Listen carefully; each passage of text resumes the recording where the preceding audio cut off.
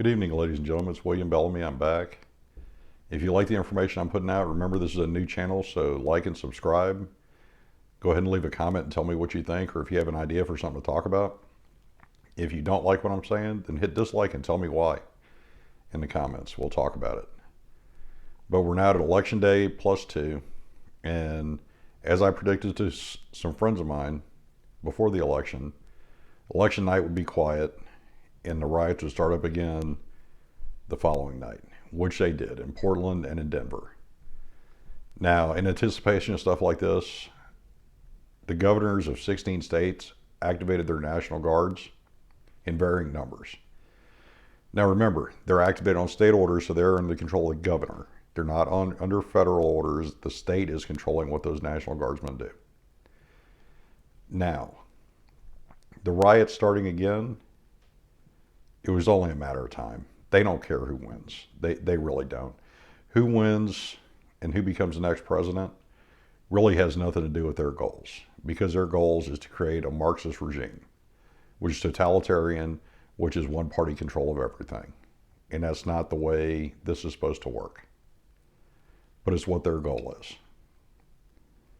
Now, will they continue to spread? Yeah, and many of it, or much of it, will go the same way it has been. You'll have peaceful protesters out conducting things that are civil disobedience with no violence. And as the night goes on, those peaceful protesters will leave. And then the members of Antifa and these other organizations will come out, and then they'll start breaking windows and setting stuff on fire. Why do you think so many store owners boarded up windows in larger cities leading up to the election? That's the reason they did this. And it's going to continue, regardless of who is elected. Now, moving into the election. I'm making this a little bit later than I planned on because I was holding out till the last minute to see if there was any new information in the news. And there's still 4 to 5 undivided states, depending on which news reports you listen to. I basically, since election night where I stayed up to watch the results until way later than I should have, is I'll just flip back and forth between Fox and CNN and MSNBC, and I'll check out the Washington Post online and a few other sources online. And because somewhere in the middle of those sources is the truth. One news section leans one way and one leans the other way. It's just the way it is. It's human nature. Should it be that way? Probably not, but it is. So never intake all your information from one source.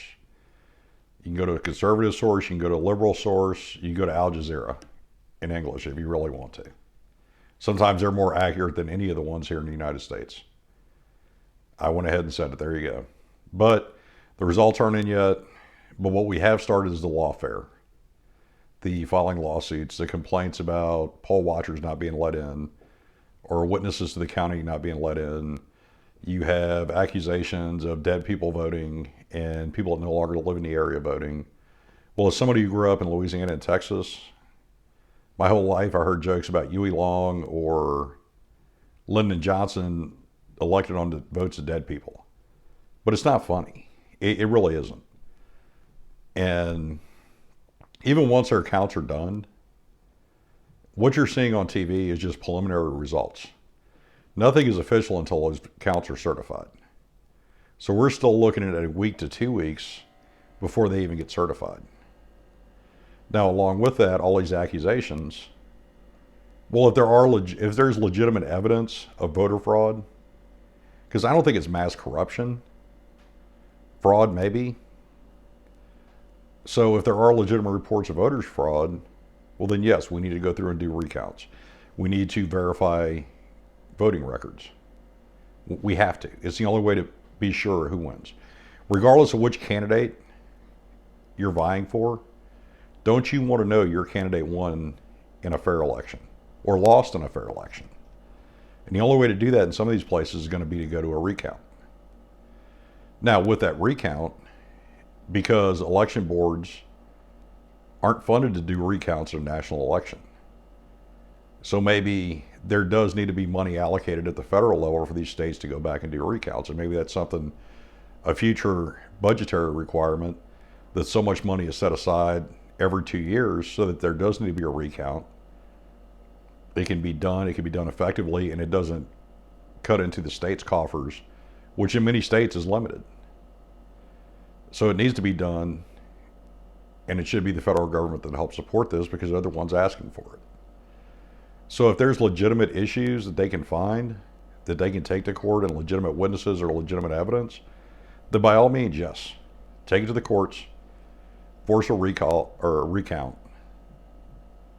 and then we'll see what happens. Because every voice should be heard, but only the legitimate voices should be heard. The voice of the United States citizen doing their civic duty. Now, with that being said, the other issue with taking longer than normal is every single state that I've seen has reports of record voter turnout, which makes me very happy, regardless of who wins. It makes me very happy that we have record voter turnout, because it's always bothered me that barely 50% of our country cares enough to vote for president. This time, record voter turnout is a great thing. Now, the one thing that can be said when you talk about Congress, the Senate's going to stay the exact same. Republicans lost one seat, Democrats gained a seat. And we flipped one of each. In the House, Republicans won quite a few seats. Now, what I hope that does is, now, with a closer number, moderate Democrats can leverage Republicans against their own party to get some things passed that are important, instead of the stalemate that we've been in. Which means maybe they're going after Nancy Pelosi to get rid of her, so that COVID relief and these other things that are important that have gone nowhere can get passed. Maybe they can actually come up with a budget for the first time in 10 years. I mean, when was the last time we had an actual budget? That's their job. If you didn't do your job, you get fired. They don't do their job, many of them get reelected. Because low information voters in their district are hearing what they want to hear, or they were raised to always vote Republican or always vote Democrat. Because that low information voter does that, you have people like Nancy Pelosi that will spend her entire adulthood walking the halls of Congress and accomplishing nothing. That's why we should also give some serious thought to term limits. If they can't accomplish what they need to in 12 years, then maybe it's time for them to go and make room for somebody else. Or if you're like me, where I'm just really at a point where I don't think any of them are worth my time and effort, it's vote them all out and vote new people in. And the argument it is, well, these new people have no experience. Well, the people with experience accomplish nothing. So how about we put new people in there? Because could they really do any worse? Could they really accomplish less than the little bit that gets accomplished now? Let's go back to the budget. One of their sole purposes for existing is to pass a national budget every year. That's their one main job. And it's been, I'd have to go back and look at it for sure, so don't quote me and fact check me, but at least 10 years since we've had an actual budget signed and passed.